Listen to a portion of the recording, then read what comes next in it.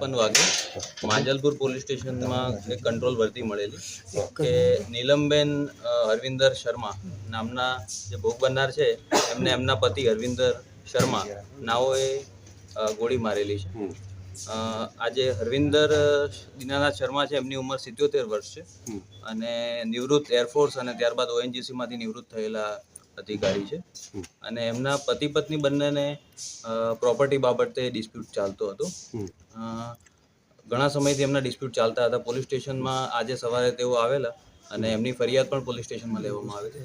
ત્યારબાદ નીલમબેન નાઓ અહીંયા એમના ઘરે આવીને મકાનનો કબજો લેવા માટે પ્રયત્ન કર્યો અને એમના પતિ અરવિંદર શર્મા નાઓએ એનો વિરોધ કર્યો અને વેપન બતાવતા ફાયરિંગ થયેલું છે અને જે નીલમબેન છે એમને ઈજા થયેલી છે. એ સિવાય એક એમની સાથે જે તાળું તોડવા માટે એક વ્યક્તિ આવેલ એને પણ ઈજા થયેલી છે અને એમના સિક્યોરિટી ગાર્ડ એને પણ એક માઇનોર ઈજા થયેલી છે. તમામ SSG હોસ્પિટલમાં અત્યારે દાખલ છે અને પોલીસ ફરિયાદ લેવાનું અત્યારે ચાલુ છે. અચ્છા, કેટલા જણને ઈજા થઈ છે ટોટલ?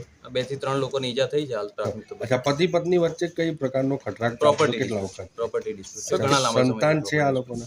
આ સંતાન છે. ઓકે. એક દીકરી, 2 દીકરી